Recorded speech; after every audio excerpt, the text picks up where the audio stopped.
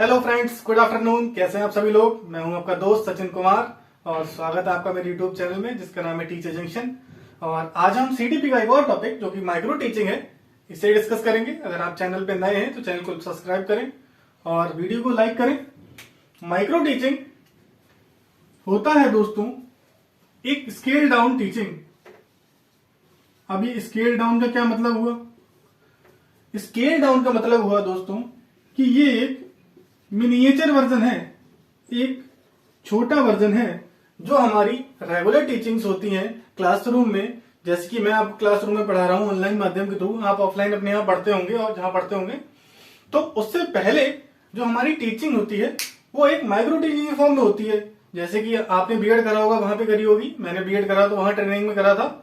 तो micro teaching में बेटा हमें स्किल्स का डेवलपमेंट करना सिखाया जाता है। ये एक स्केल डाउन टीचिंग है। क्यों है? क्योंकि ये एक स्मॉल वर्जन है। किसका वर्जन है स्मॉल? ये मैक्रो टीचिंग का स्मॉल वर्जन है। इसमें क्या क्या चीजें कम हो जाती हैं? तो इसमें दोस्तों स्मॉल क्लास साइज ये हो जाता है। और क्या होता है? टॉपिक वो भी स्मॉल होता है। ड्यूरेशन वो भी कम होती है और कॉम्प्लेक्स चीजें भी कम होती हैं इसमें। अब इसे समझ लेते हैं कि करके। इसमें दोस्तों वैसे आमतौर पे आपने देखा होगा कि क्लास में जो साइज होता है 40-50 बच्चों का होता है, वहां पे टीचिंग होती है।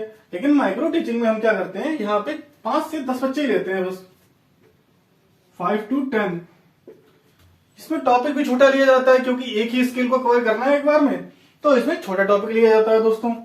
इसकी ड्यूरेशन होती है 6 मिनट। ये कॉम्प्लेक्स कम है। अब इससे समझते हैं ये कॉम्प्लेक्स कम क्यों है? क्योंकि आप एक रियल सिचुएशन में जाने से पहले यहां पे प्रैक्टिस कर रहे हो, तो प्रैक्टिस में तो आपके पास टीचर्स भी हैं सामने बताने के लिए। वो आपके बैठे होंगे, वो आपको गाइड करेंगे कि आपने कैसा पढ़ाया, गलत पढ़ाया, सही पढ़ाया। आपके जो स्टूडेंट्स रहते हैं वो भी आपके फ्रेंड ही हैं, तो वो भी आपको गाइड कर देंगे। इसमें दोस्तों कॉम्प्लेक्सिटी भी कम होती है। और इसमें क्या होता है? इसमें होता है डेवलपमेंट ऑफ स्किल्स।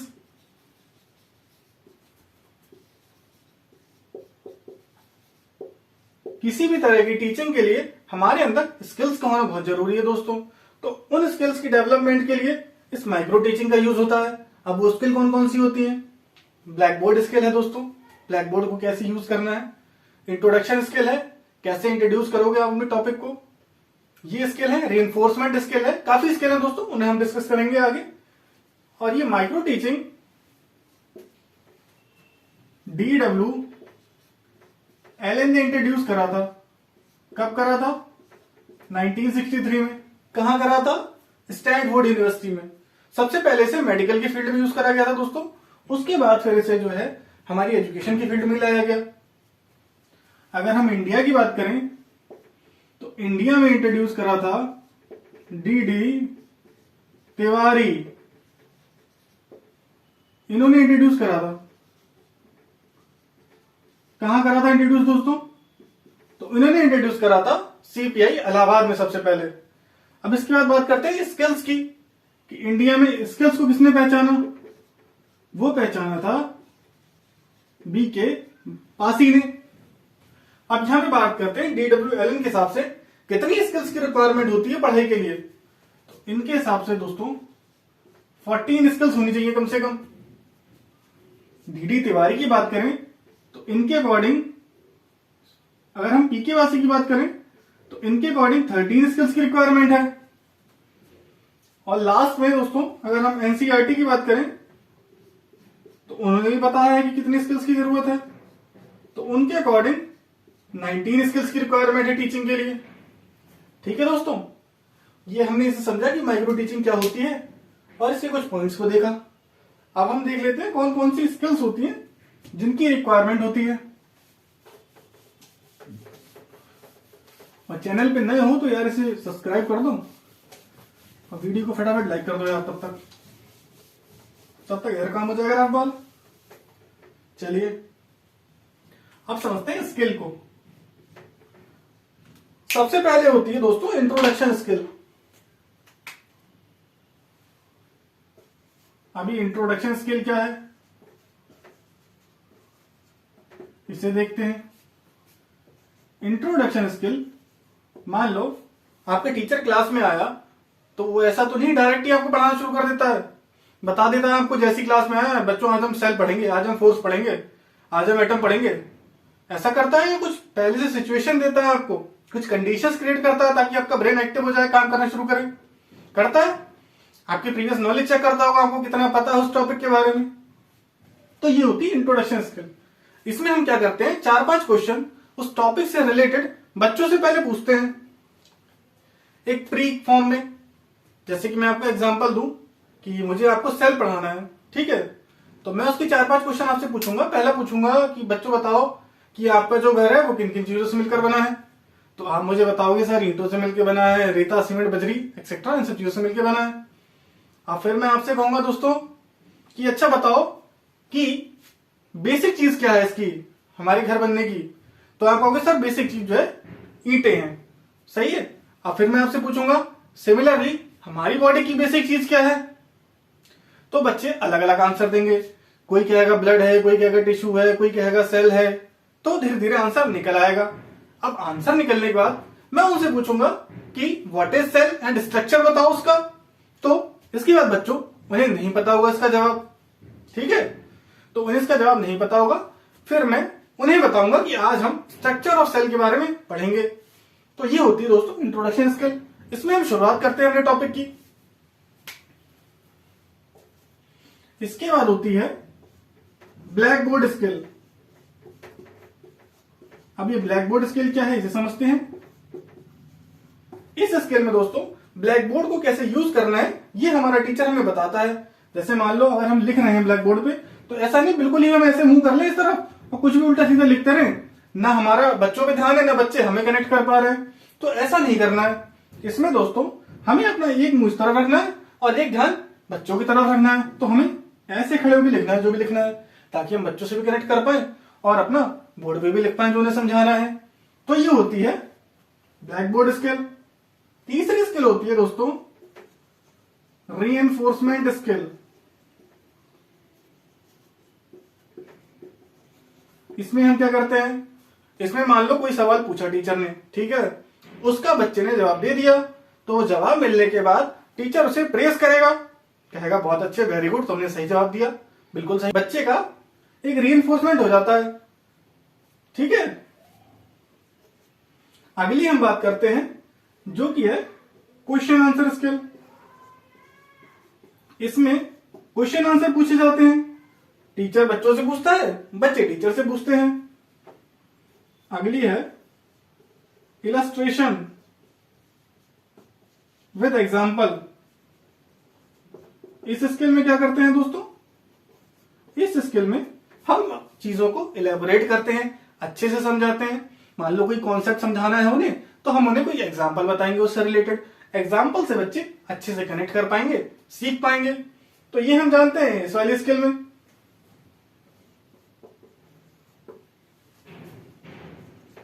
एक स्किल होती है एक्सप्लेनेशन।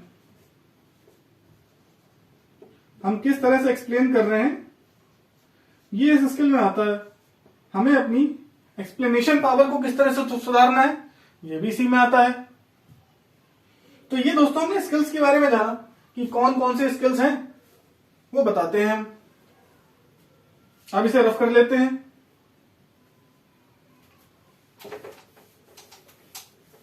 आपने सुना होगा कि माइक्रो टीचिंग की दोस्तों कुछ फेजेस होती हैं। सुना है नहीं सुना है? अगर सुना तो है तो अच्छी बात है, नहीं सुना है तो यहां समझ लेंगे। बंद कर लेते हैं, अगला यूज करते हैं। आज कलरफुल यूज कर रहे हैं, ठीक है। तो दोस्तों इसकी फेजेस में पहली जो फेज है वो होती है प्री एक्टिव। अब ये प्री एक्टिव क्या है? प्री एक्टिव फेज में दोस्तों टीचिंग करने से पहले आपका जो टीचर सिखाता है, जैसे कि मान लो आपने अपने बीएड वगैरह में होंगे तो वहां पे सीखा होगा, आपके टीचर ने पहले यूज करना बताया होगा कि ब्लैक बोर्ड को कैसे यूज करना है, क्लास में आना है तो कैसे इंट्रोडक्शन देना है क्वेश्चंस का, कैसे इलस्ट्रेशन का यूज करना है, ये सब बताया नहीं बताया। तो ये प्रीएक्टिव में आता है दोस्तों। इसके बाद अगली फेज है इंटरएक्टिव।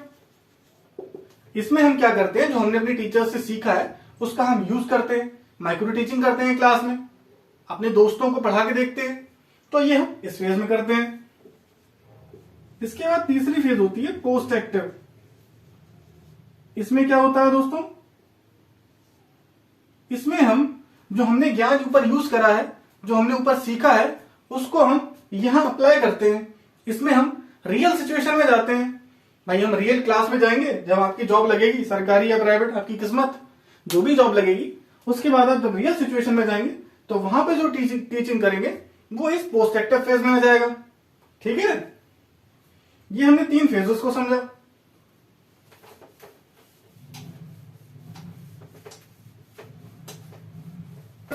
उनको समझते हैं माइक्रो टीचिंग में।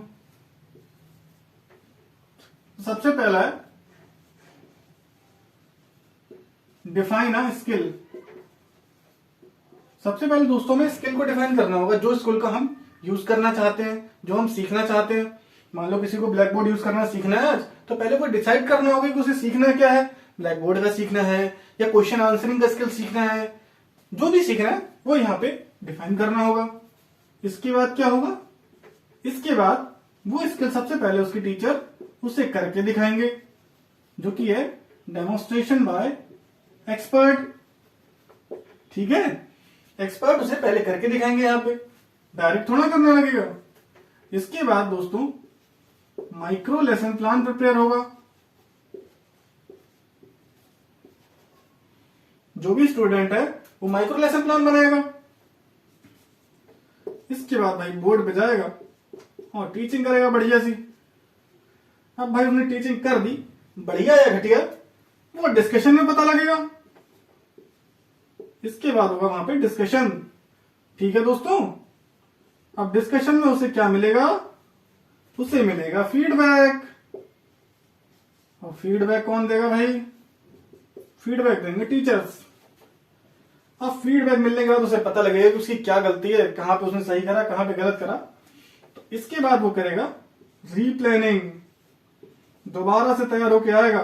ठीक है, अब जब वो दोबारा से तैयार हुआ है तो उसके बाद वो दोबारा से पढ़ाएगा भी भाई, फिर वो करेगा रीटीचिंग। ठीक है, अब भैया ये टीचर मानने वाले थोड़े ना है, वो फिर से बताएंगे तुम्हारी क्या कमी है, तो उससे मिलेगा री फीडबैक।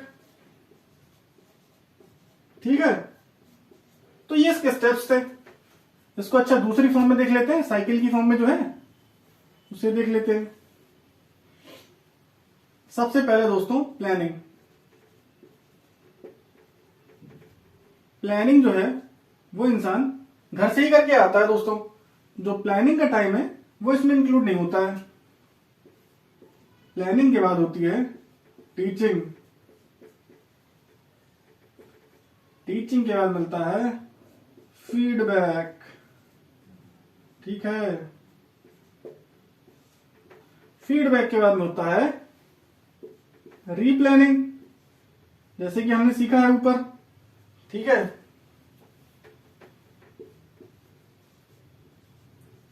रीप्लानिंग के बाद फिर से पढ़ाएगा,